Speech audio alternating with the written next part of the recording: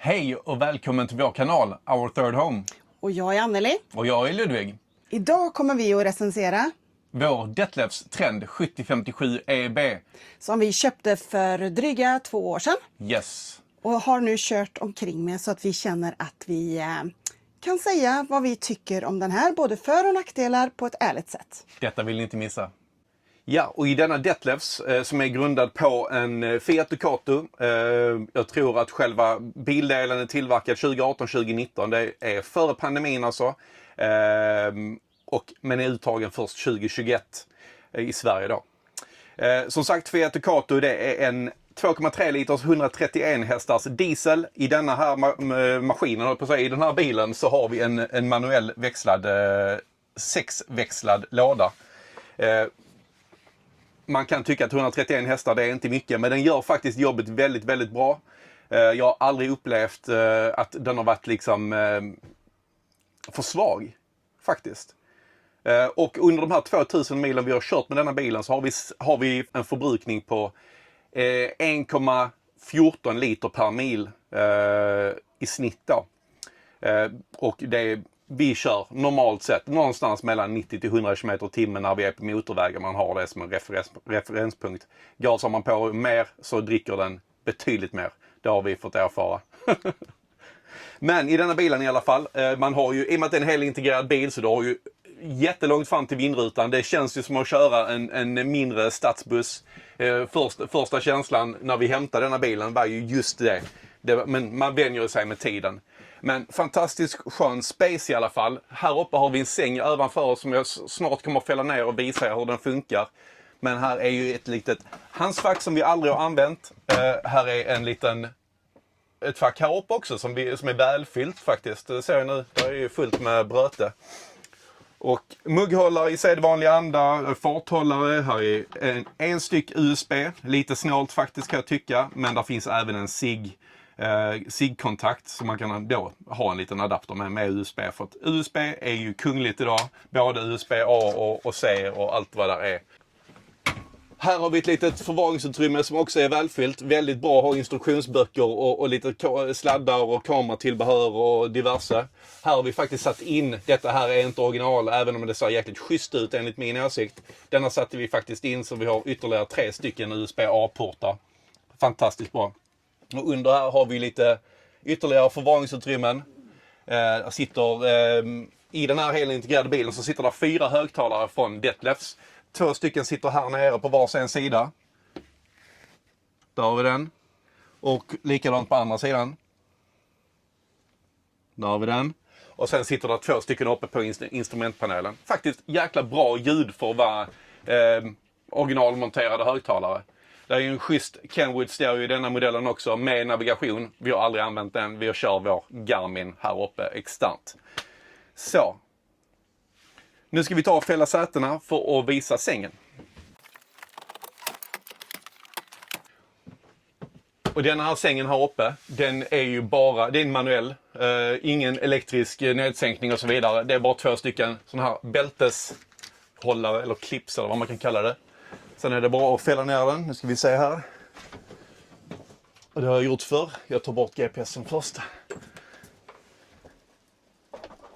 Perfekt. Så, och här har vi en enorm plats och en sollucka med en mörkläggningsgardin och ett myggnät som går att öppna såklart. Alltså att här uppe har jag fått sova ett par gånger när min fru har snarkat mig ur sovrummet där bak då, som vi snart kommer till. Så att schysst säng, även om det är en tunn jäkla madrass, men den är faktiskt rätt mjuk och god att ligga på. Här under då har vi ett litet barnsäkrande nät som man faktiskt aldrig använt det. Men jag antar att man ska kunna göra något sånt då, så att barnen inte rullar ur sängen eller vad man nu har där uppe.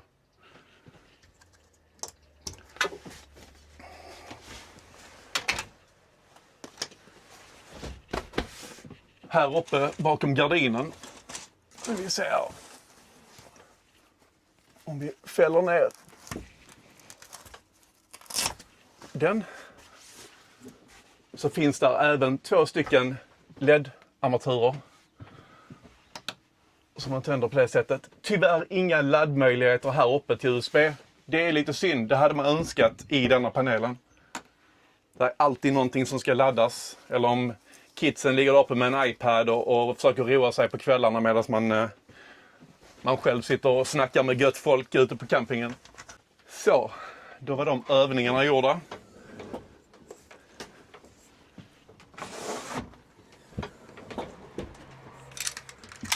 Smack och smack. Men ponera nu att man står uppe på klossar till exempel. Man har dragit handbromsen. Man ska vända stolen och ta sin komma fram-dricka eller sin korv med bröd eller vad som helst när man kommit fram till sin ställplats eller camping. Är det så att handbromsen är dragen så kommer den ta emot när man vänder stolen. Det är väldigt svårt att se här nu. Ni ser, ja det är till och med lite skav på handtaget där. Men det har för att det har tagit emot själva stolen här när man vrider på vändplattan. Det är en nackdel.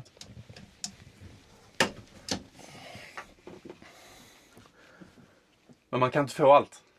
Ja, och här i dinetten så får man plats rätt så många. Bordet är ju väldigt smidigt, men man kan också göra så att man drar ut det här.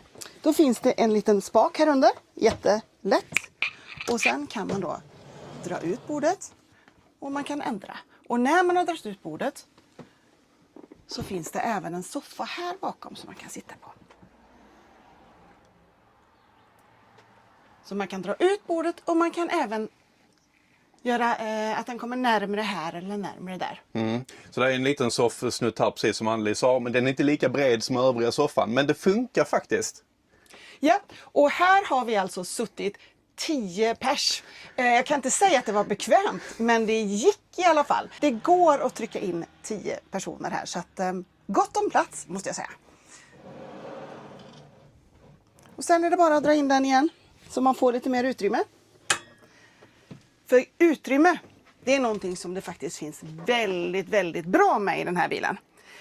Det jag skulle vilja säga, det är ju det här med nivåskillnaden. Jag har i alla fall missat den några gånger och åkt in i tvn. Men det är jag, klantskalle. Nu har jag fått till det precis lagom när vi inte ska ha bilen längre. Man vänjer ju sig såklart. Men i en perfekt värld så hade jag jättegärna velat ha ett plantgolv helt enkelt. Under den här stolen. Så oj, titta här. Här finns massor av skor. Vi har den som skoskåp. Man kan väl ha precis vad man känner för där. Men det är ju lite härligt att slippa och ha dem här innanför. Och förlåt att jag avbryter där, men innanför skorna i det här skåpet som Anneli precis visar så har vi även ett extra bodelsbatteri och vår Victron regulator till solpanelen och en liten inverter. Ja, så att man kan ta fram den här lilla mixen och göra guacamole till tacosen. Det är viktigt. Och på tal om tacos så har vi ju faktiskt ugn här i den här. Kanske inte världens bästa ugn. Kanske inte alltid är det i husbilar. Det är ju gas så det blir lite ojämn värme. Men den gör jättegoda nachos. Så nachos med lite guacamole kan vi göra även när vi står ute i skogen. Och det gillar jag. Fortsätter ner här. Kylskåp. Plast är det här. Och det är ett stort kylskåp. Kom här ska du få se. Så här ser det ut. Och så har vi även ett litet frysfack. Får plats med en hel del här. Det är faktiskt väl tilltaget. Ja, men det är ett stort kylskåp och det uppskattar jag. Och nu vet vi hur stort det är. 142 liter. Ja, precis. Det visste jag inte. Jag vet bara att det är stort. Ja. Här, i den här soffan, brukar jag alltid sitta på morgonen.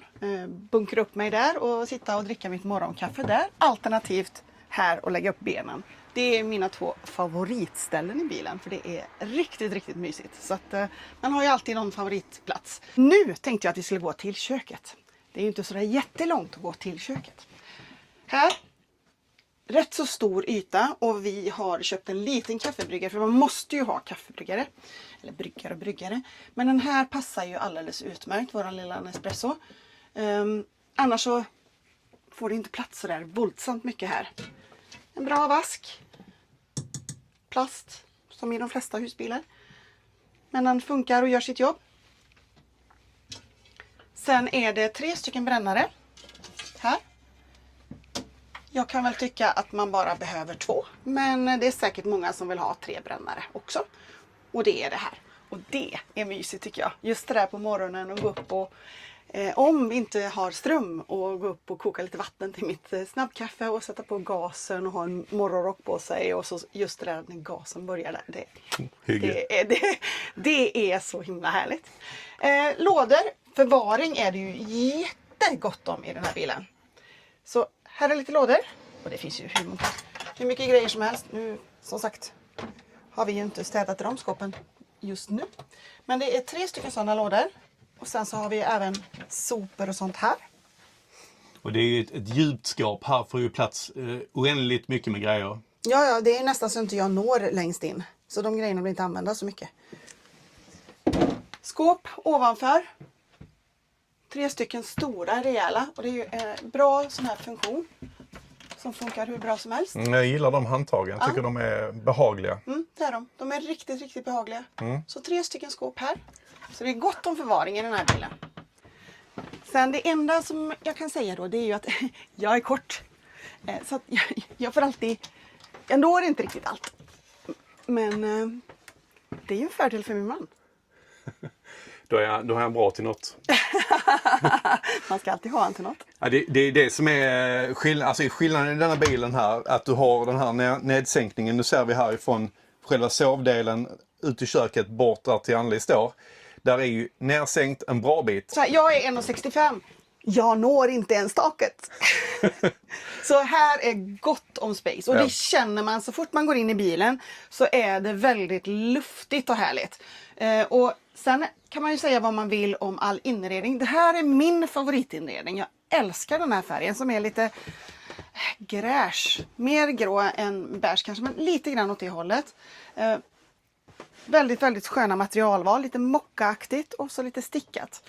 Just det här att det är lite melerat gör ju också att allting inte syns. Nu har vi faktiskt inte spilt så mycket här. Men om man skulle göra det och ha barn med sig så tror jag ändå att det faktiskt inte syns jättemycket på det här. Ja, och det är ju ett fritidsfordon och där ska man ju liksom... Man ska ju leva där. Ja, vi tycker att det här är ju mer praktiskt med det gråa. Ja, det är färgval som vi gillar och ändå så är det ju lite ljusbeiga väggar. Så det blir väldigt luftigt och väldigt ljust här ändå. Här har vi ett takfönster. Himla käckt när det är varmt. Och där kan man också dra för, precis som Ludde visade där, så kan man dra för både myggnät och mörkläggningsgardin. Yes. Och öppna såklart. Och den öppnas i så här. Här har vi våran lilla display där vi kan se. Där kan vi se hur mycket vatten vi har kvar i tanken. Gråvatten. Och här sätter vi då på Alden. För det är ju aldevärme i den här bilen.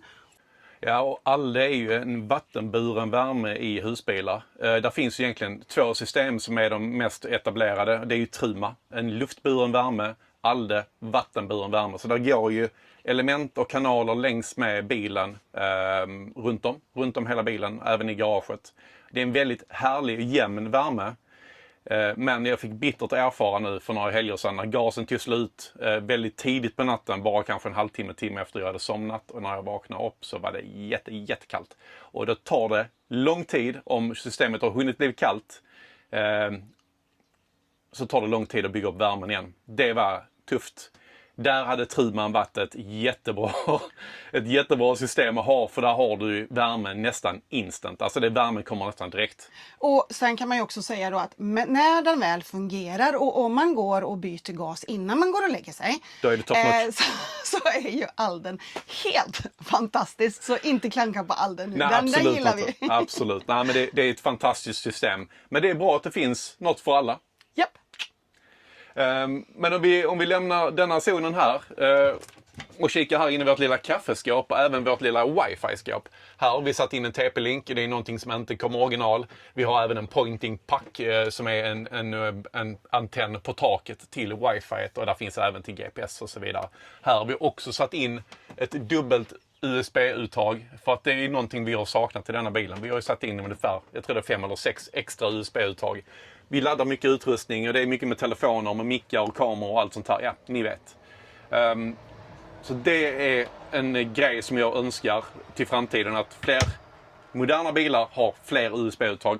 Det behövs överallt. Och detta här är faktiskt en av de sakerna jag älskar mest med denna bilen, så är det den här fantastiska duschen. Jag är 1,96-1,97 lång. Jag börjar komma den åldern där jag börjar reduceras i längd. Och det var någonting som var svårt att hitta när vi letade just efter denna här husbilen. En dusch som var tillfredsställande för mig att stå i. Jag ska visa er. Då tar man ut den här lilla plattan. Normalt sett så ligger det ett träinlägg här i duschen, men den tror jag att vi har i förrådet. Nu står jag med skor på och jag har ändå en bra bit till takluckan här och taket. Det är fantastiskt bra. Verkligen top notch. Och Anneli nämnde ju precis att det är fantastiskt mycket förvaringsutrymme i denna bilen. Det har vi i drivor. Vi använder inte ens all förvaring så mycket som är. En av utrymmena som vi har i golvet. Här har vi lite bargrejer, lite vinflaskor och sånt som vi har resor till exempel. Jättebra att ha det där. Funkar suveränt. Vi har även ett liknande utrymme precis under bordet som ni precis såg. Där har vi lite kablar och grejer. Så lite extra grejer. Här öppnar vi dörren. Stänger den. Så har vi liksom ett litet sovrum här inne. Det blir väldigt, väldigt mysigt när man dragit ner mörkläggningen och kan bara gotta till sig. Och sen när mannen sover till klockan 11-12 på förmiddagen så kan jag utan tvekan sitta där ute och dricka lite kaffe och till och med hinna med lunch. Och fixa lite grann och stänga dörren. Det är jättebra. Precis. Jättebra. Det är ju inte ljudisolerat, för det är fortfarande lite luftspaltar och sånt så att luften kan cirkulera. Men det tar ju bort den värsta ljudnivån. Gör det ju. Ja, och jag dansar inte på golvet eller sjunger eller så. Ja, det är ju jättebra. Uppskattat. Och här har vi då toaletten. Ser ni mig i spegeln här. Taklucka och de här schyssta Detlefs-hängarna i metall. Ett stort, väl tilltaget badrumsskåp. En Tedford-toalett i sedvanlig anda. Litet aldelement där precis på insidan så det var varmt och gött. Och ett bra badrumsskåp för diverse kemikalier och toapapper och så vidare. En vask i plast som mycket annat. Men en schysst liten tandborstmugg och en liten tvålkopp som vi aldrig använt. Så ser det ut här inne. Nu får ni inte döma oss. Detta är en bil som används nästan varje helg. Men fantastiskt bra utrymmen. Trots att det ser ut som en... you know what. Faktiskt visa hur det ser ut här inne också. Så ser det ut här under vasken. Ja, ni känner säkert igen de här smurftabletterna.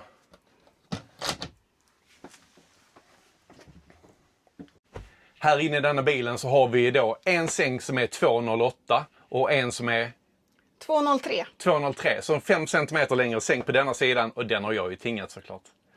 Du är ju lite längre än mig så det är ju helt okej tycker jag. Ja, precis. Och här uppe har vi en Dometic AC. Normalt sett så sitter här nog en 40-40 taklucka så du får lite ljusinsläpp. Men den satt monterad innan vi köpte bilen och vi älskar AC för att när vi är nere i Europa och det är varmt, då är den en lifesaver. Bra med utrymme här ovanför sängarna. Lite sån kantläpp här så att saker och ting inte ramlar ut. Såvida inte man kör på kantstenar och sånt nere i Italien och förstör fälgar. Så stannar allting här uppe. Här har vi också lite bra förvaring för diverse kläder. Mjukstängande luckor. Riktigt, riktigt nice. Här däremot så har vi faktiskt USB i nattdukslamporna och det är väldigt uppskattat för man laddar ju oftast telefonen under natten och då har vi möjlighet till det här. Det är en på varje sida. Man kan även tända och släcka lampor här. Kanske inte bäst placerade lampor måste jag säga. Där har man oftast huvudet och där är liksom strålkastaren direkt. Så att där kunde man gjort någonting annorlunda. Men jag uppskattar verkligen de här snygga liksom LED-ljusen bakom de här träpanelerna. Det är väldigt, väldigt smakfullt. Jag gillar det som tusan. Och det blir väldigt mysigt när det är mörkt. Verkligen. Här uppe har vi en av cirka 3-4 230-uttag. Så är du uppkopplad på landström på utsidan av bilen. så har du 230 där, bland annat. Lite gulliga gardiner, mörkläggning, myggnät. Allt i sedvanlig anda. Och sängarna är 80 cm breda. Vi kostar faktiskt på oss att köpa från Svensk Madrassdesign lite godare madrasser. För de här madrasserna, de är bra. Men de är lite hårda. Och enligt min frus tycke så är de väldigt hårda. Men nu med de här madrasserna på så blir de ju 100%. Nu sover vi gott. Nu sover vi gott. Och den är till och med utskuren för fönstren här så man inte hindrar luftspalten från aldevärmen som kommer upp längs väggarna för att ta kallras och imma och allt sånt här trams som kommer i husbilar normalt sett. Under sängarna så har vi på denna sidan en garderob med där man kan ha klädhängare. Inga långa plagg, men jackor och diverse funkar faktiskt bra. Där har vi även elcentral, säkringar och även golvvärmen som är ute på det nedsänkta golvet i köket. Där finns 3 lägen. Av, mellan och hög. Skulle jag tro.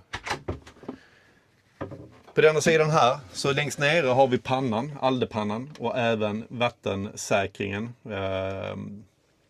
Om det är så att den detekterar en temperatur som är under ett par plusgrader så utlöser den för att tömma ut vattnet under till det som är i pannan då. Här är det en salig röra men ett väldigt djupt utrymme. Här får man plats med hur mycket som helst. Och vill man ha det extra mysigt i sängen så fäller man bara ut den här skivan, lägger i madrassen som vi aldrig har med oss. Så bara har man en gigantisk dubbelsäng. Och då tar man alltså stege som man sätter i de här för att komma upp. Annars har inte jag kommit upp. Precis. Det som jag kan känna med det är ju att om man har stegen där, då kan man ju inte öppna toadörren. Nej, då får man haka av stegen, kanske sätta den i duschutrymmet medan man öppnar toadörren och gör sin business. Japp, så därav att vi är lite lata. Vi har inte med oss den. Precis. Men det funkar lika bra ändå. Absolut.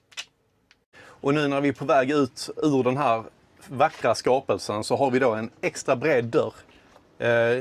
Tycker jag är helt fantastiskt. Det borde vara en standard. Den är väldigt, väldigt bra. Ni som har haft smalare dörrar, ni vet vilket helsike det kan vara, speciellt om man är lite korpulent. Här har vi ett myggnät. Och här på utsidan så har vi 2 stycken ventilationsgaller till kylen. Och som alla bilar har, en liten lucka för toaletten. Toalettkassetten ser ut på det där viset. Lite bra att man har en sån som den kan hålla sig uppe. Sen har vi eluttaget. Vad jag kan nämna om eluttaget som vi har haft lite problem med, det är, eller problem, det är för att vi är glömska. När man stänger så måste man trycka till, för annars så står den och fladdrar när man kör, vilket inte alltid är så bra. Gasoltubs. Här, vi har en 11 och en 5, så det finns plats för 2 stycken gasoltuber.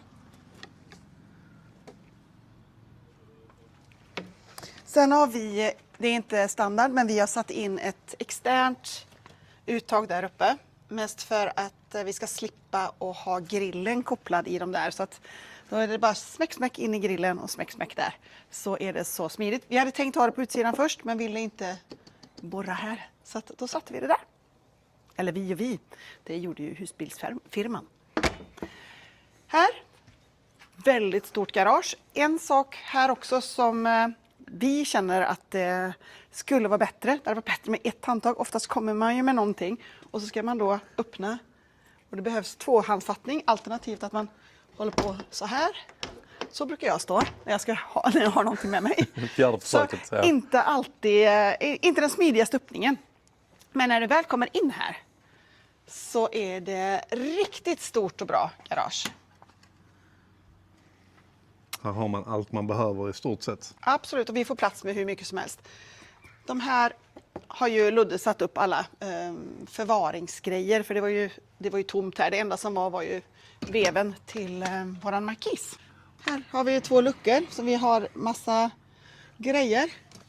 Massa bröte i. Ja, och där har vi en verktygsväska om vi skulle behöva ha det. Sen har vi en markis som är lång. Jag tror den är 5,50, kan vara 6, men jag tror den är 5,50. En Thule. Så här kan man sitta många under den här markisen såklart. Här har vi då den smäckra framänden på vår Detlefs. En sak som både jag och Anneli tycker är en nackdel. Det är de här strålkastarna. Det är små reflektorer. Det är väldigt... Man kan väl säga så här. Tant ser inte så bra och jag skulle behöva lite bättre ljus. När vi kör på natten. Ja, både hel- och halvljus är undermåttligt, tycker vi, i den här bilen. Vet inte om det är så mycket bättre i bilar som är av samma årskull eller vad man ska säga. Men jag hade föredragit lite starkare ljus. Vi gjorde ju så att vi har ju testat en LED-konvertering, men reflektorn är inte tillräckligt djup. Så att vi fick inte in lampan och det blev det att säkringen istället gick för att den gick emot gutset på insidan. Så att då har vi valt att sätta i ett par starkare halogenlampor, men det blir inte riktigt tillfredsställande belysning ändå trots det. Men en väldigt vacker framände. Oh yes. Förutom Alla insekter. insekter som kom nu när vi var iväg. Yes. Och då kommer vi vidare till vänstersidan och här har vi då bodelsdörren såklart och även ett lock som vi verkligen uppskattar. För här är dieselpåfyllningen. Nu menar själva locket är jättebra för det är magneter som låser fast locket. Sånt lock borde det vara på de här till exempel så att det inte riskerar att stå och fladdra. Ni märker, det här är lite mer enkelt.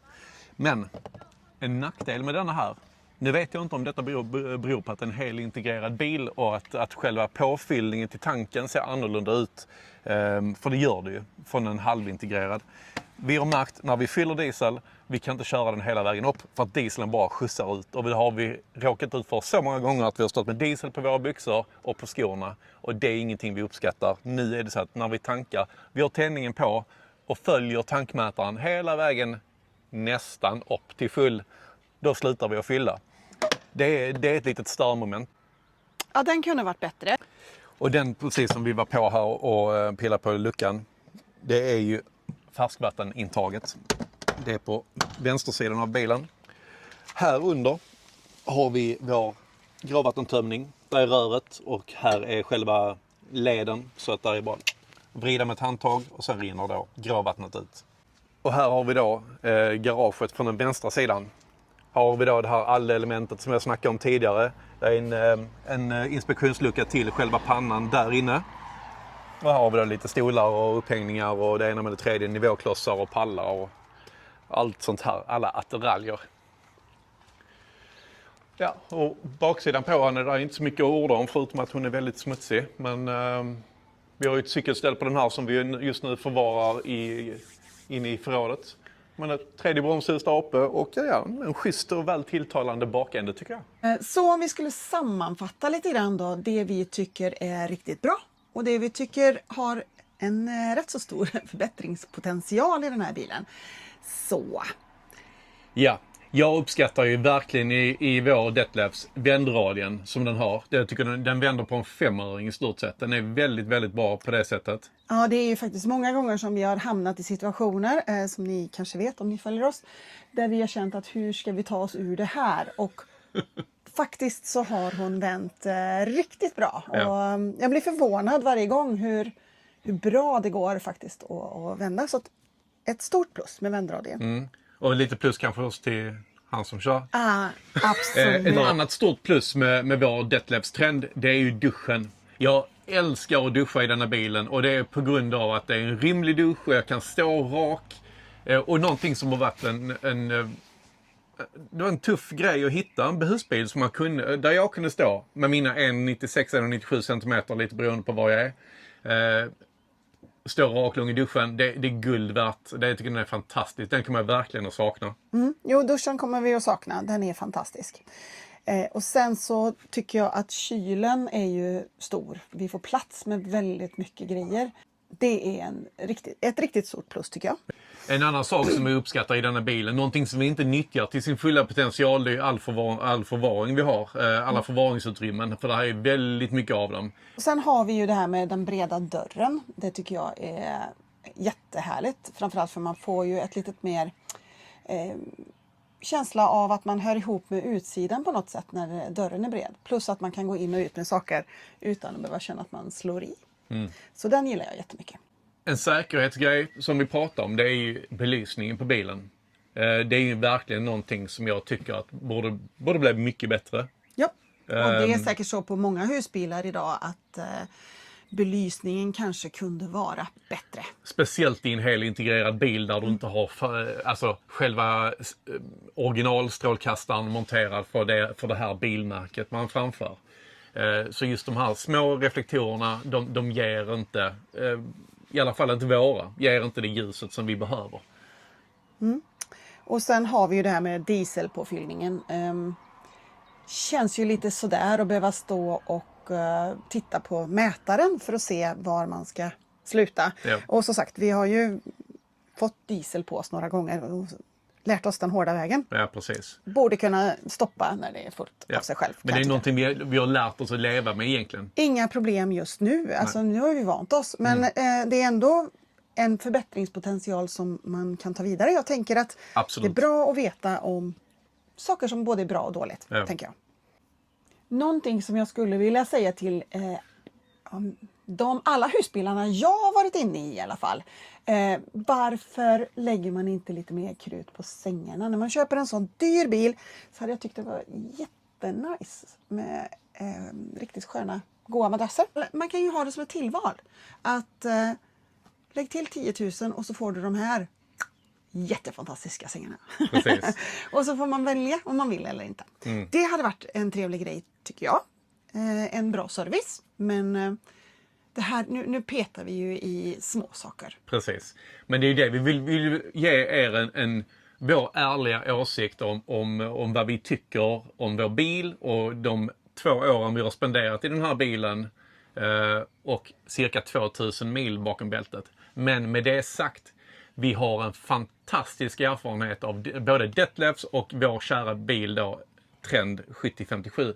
Den har inte varit på verkstad en enda gång för att det har varit något strul med motorn eller med någonting. Allting har funkat. Den bara tuffar Suveränt. och kör. Ja. Och det är aldrig några problem. Alltså det här är en fantastisk bil och det är ju därför vi har fortsatt. Vi kommer att köpa Detlefs igen för vi älskar Detlefs. Ja. Så absolut ett fantastiskt bra märke. Absolut. Det måste vi säga. Och jag tycker det är en jättebra byggkvalitet på saker och ting. Det är smarta, snygga lösningar. Så att det ska ni verkligen ha en eloge för, ni på Detlefs. Den här bilen då är 7,40 lång. Den är 2,32,5 eller 2,33 bred. Och nästan 3 meter hög. Jag tror det är 2,94 eller 2,96 hög. Stämmer. Lite beroende på om man har AC eller ej. Ja, precis. Och tjänstevikten ligger på 3168. Så en del att lasta i alla fall. Ja, och totalvikten ligger på 3850 kilo. Så att det är ändå en skaplig lastvikt faktiskt. Vi har åkt ner i Europa ett par gånger och varit överdrivet lastade med både elcyklar och power stations som väger 30-40 kilo. Och vi har ändå legat under totalvikten. Och det tycker jag ändå det är ett bra betyg. Och som sagt, den väger 3850 så att ett C1-kort krävs. Om man inte då har som jag ett farmorskörkort. Skatten ligger på 5272 kronor om året på denna bilen. Vi hoppas att den här lilla recensionen av Detlefs Trend, vår kära Biggan, har gett er någonting. Och önskar er all lycka i husbilsletandet. Ja, hoppas ni blir lika nöjda med eran bil som vi har varit med våran. Yes. Och nu är det bara ett par veckor bort innan vi påbörjar ett nytt äventyr i vår helt nya Detlefs Globus Performance fyrhjulsdrivna variant. Så vi fortsätter med Detlefs, gör vi. Men väljer bort Fiat och tar Volkswagen i själva bildelen. Yes.